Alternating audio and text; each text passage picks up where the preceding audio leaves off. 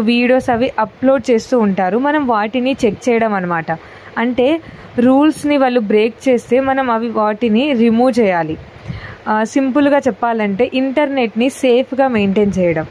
అసలు ఈ జాబ్స్లో ఎలాంటి వర్క్స్ ఉంటాయో చూసేద్దాం. ఈ జాబ్స్లో మీకు inappropriate content, spam and fake అకౌంట్స్ని ఐడెంటిఫై చేయాలి. ఫర్ ఎగ్జాంపుల్ వాళ్ళు గైడ్ లైన్స్ ఫాలో అవ్వకపోతే మనం ఆ అకౌంట్స్ని మనం బ్లాక్ చేయాలన్నమాట.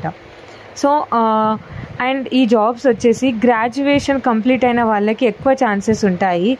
ఇంగ్లీష్లో రీడింగ్ అండ్ అండర్స్టాండింగ్ స్కిల్స్ ఉన్న వాళ్ళకి ఈజీగా జాబ్స్ దొరుకుతాయి.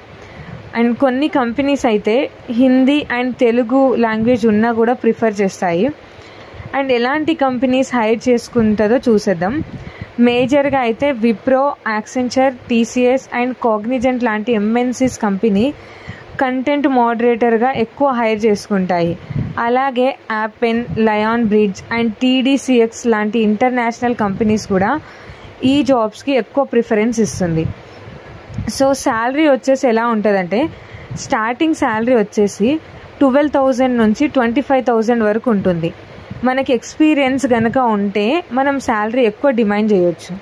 సో ఇందులో అడ్వాంటేజెస్ ఉంటుంది, డిసడ్వాంటేజెస్ ఉంటుంది. అడ్వాంటేజ్ వచ్చేసి వర్క్ ఫ్రమ్ హోమ్ ఆప్షన్ ఉంటుంది అండ్ ఫ్రెషర్స్కి ఈజీ ఎంట్రీ అని చెప్పొచ్చు. కెరియర్ స్టార్ట్ చేయడానికి ఇది ఒక బెస్ట్ ఆప్షన్ అని చెప్పొచ్చు.